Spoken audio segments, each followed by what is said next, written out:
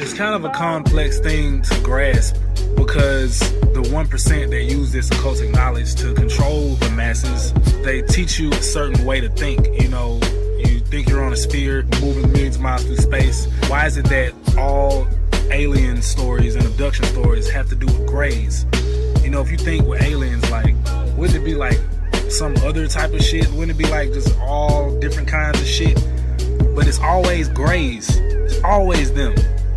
Since Kemet in Egypt and the Atlanteans were fucking around with genomics, basically tampering with the DNA pool, tampering with the gene pool, created a mutation which then moved into the ground, and they can't survive on the surface. And so in order to get the control, they cloned the leaders, and then they basically replaced the leaders. And that's why in The Simpsons you always see them rip off the skin and they're like aliens underneath.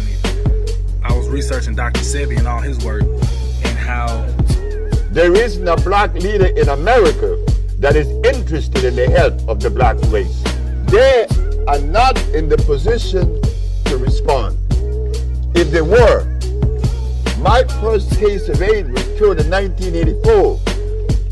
And since then, we've been curing people of lupus and herpes and cancer and blindness. Not one black leader ever said, well, let us have the brother. Like, nobody put this nigga on. This nigga's been curing paralysis, AIDS, cancer, blindness, nigga, since the fucking 80s. He brought all 70 of his patients into the court to prove this shit. And ain't nobody put this nigga on? Nobody. And also, what niggas don't know is that Left Eye was going to see Dr. Sebi in Honduras, where his facilities were. It's all connected to why certain black leaders get replaced, and all of a sudden they switch up and they doing shit that they preached against. They spent their whole legacy preaching against some shit, and then all of a sudden they cool with it. That's why you don't never see these niggas. There's certain niggas you just never see in public. You don't never see these niggas in public. And they either kill them or replace them, or they fake their death. They go into hiding. I'm telling you, look, I'm telling y'all, like, I know, like, I study this shit. I know this shit. I'm not even saying it on cocky shit, but it's just the truth. Like, that's what the fuck is going on. From politics to hip hop music to rock music. Call me crazy. I got lots of friends in the industry who I can't talk to no more. Can't even get them on the phone. Talking about somewhere I've been at. Nigga, I've been here. So it's all connected. But they're not gonna talk about this shit. They gonna run a Bob Flat Earth headline probably. They ain't gonna talk about this cloning shit.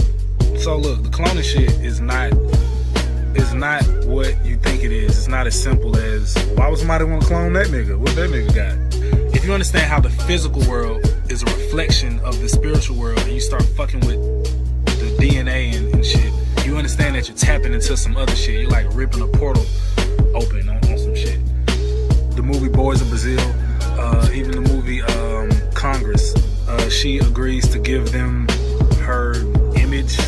They like scan her or some shit, and then she goes into this digital world.